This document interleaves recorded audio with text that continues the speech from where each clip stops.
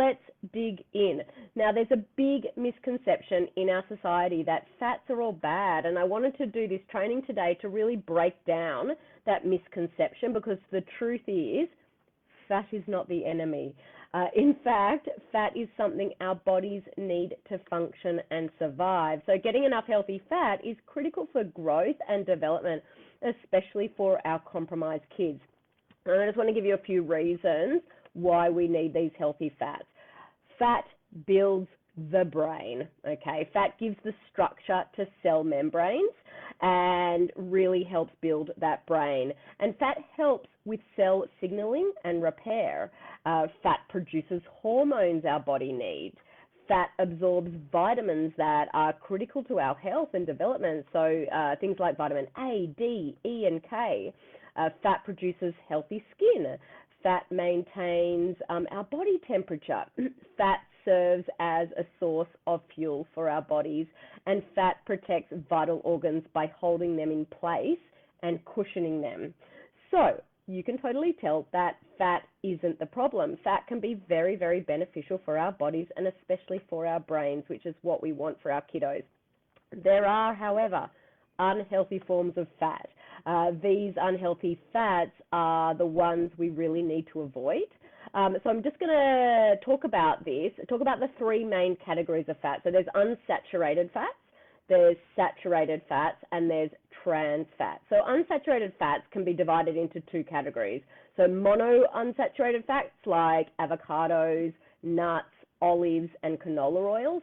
Polyunsaturated fats like omega-3 fatty acids and omega-6 fatty acids found in seeds, oily fish, nuts, and vegetables.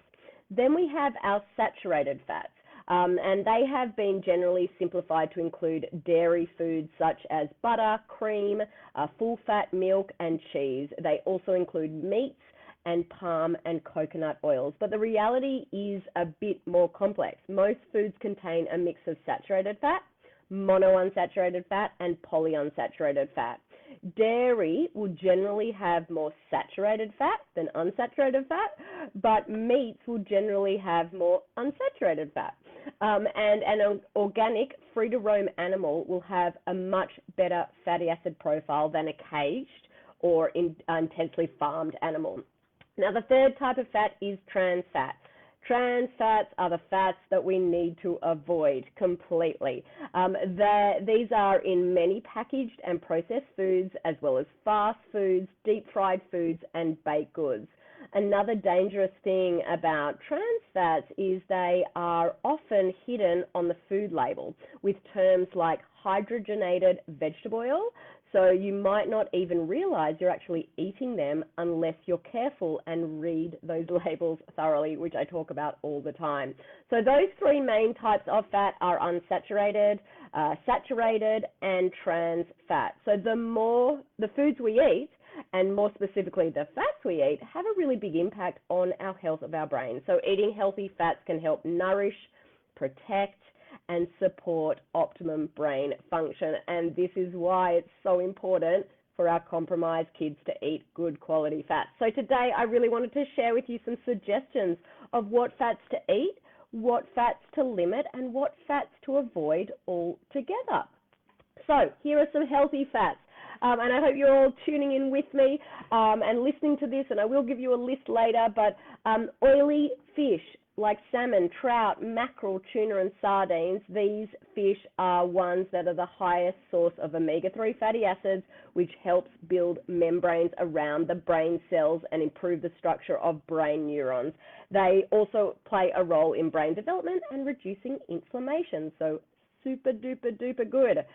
Eggs are high in B vitamins, so B6, B12, folic acid, which are known to reduce levels of homocysteine, which is really important for thinking clearly. Egg yolks contain high amounts of choline, which is essential for the memory-boosting brain chemical known as acetylcholine. Now, the saturated fats in eggs helps to boost memory, skills, and overall brain health. Avocados. They're awesome as well. They are a rich source of healthy monounsaturated fats, helping to reduce the risk of brain issues by promoting healthy blood flow through the body and brain. They increase blood flow to the brain, which equals a more functional brain. All of these are awesome fats. Nuts like almonds, walnuts, hazelnuts, pecans, they contain a great amount of unsaturated fats, including omega-3s and omega-6 and vitamin E, and these help your brain function better. Unsalted raw nuts are best and a great snack or salad addition. And I'm going to give you a little bit of a tip. What I used to do for my kids while we were transitioning to eating this better, healthy way, I used to actually use my food processor and ground up, like literally in a fine powder, all different types of nuts and seeds. And what I would do is I'd actually sprinkle it over their cereal. That's when we were eating cereal. And I'd also put on some collagen powder on the cereal. So you're boosting those good fats, but if they don't like some of those nuts, they hardly taste it. So that's a bit of an inside tip. The next one is seeds like chia seeds, flax seeds, and pumpkin seeds.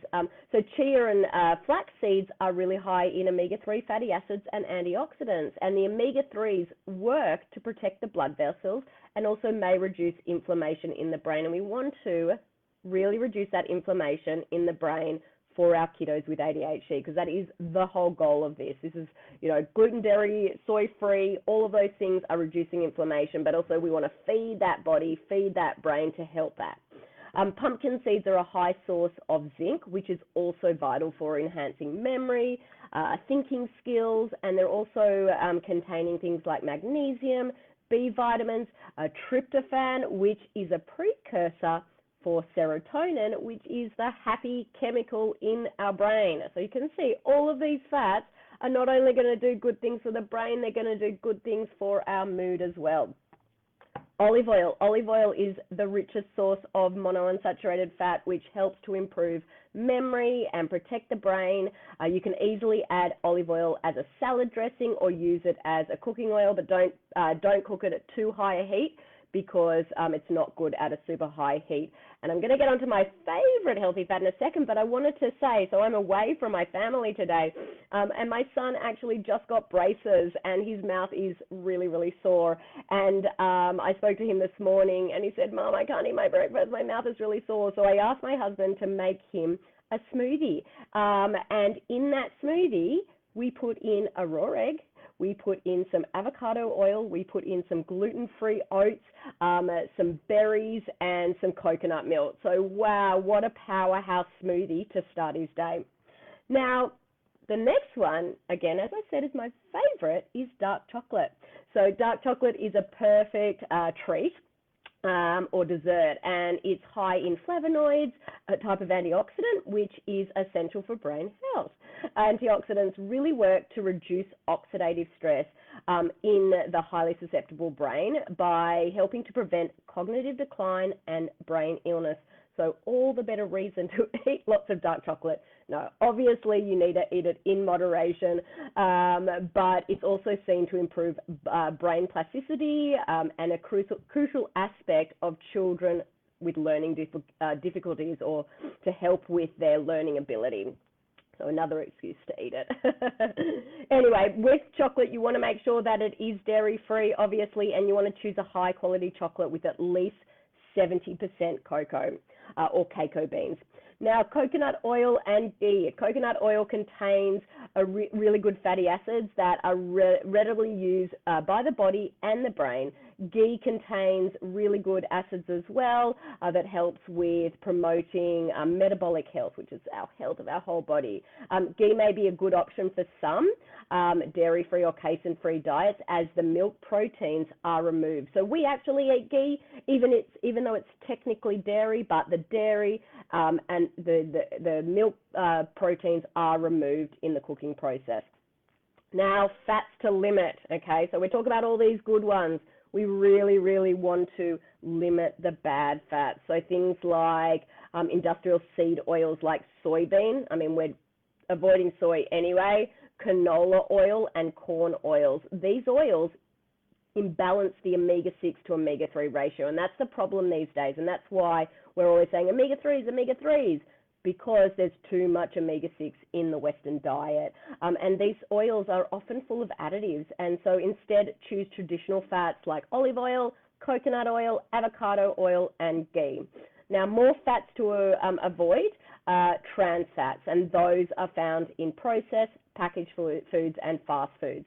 So I know that this was a super lot of information today, but so critical to helping our kiddos, okay? So I wanted to offer a free call to anyone who might be interested. We can talk through the effects of nutrition on the ADHD brain, as well as answer any questions you might have.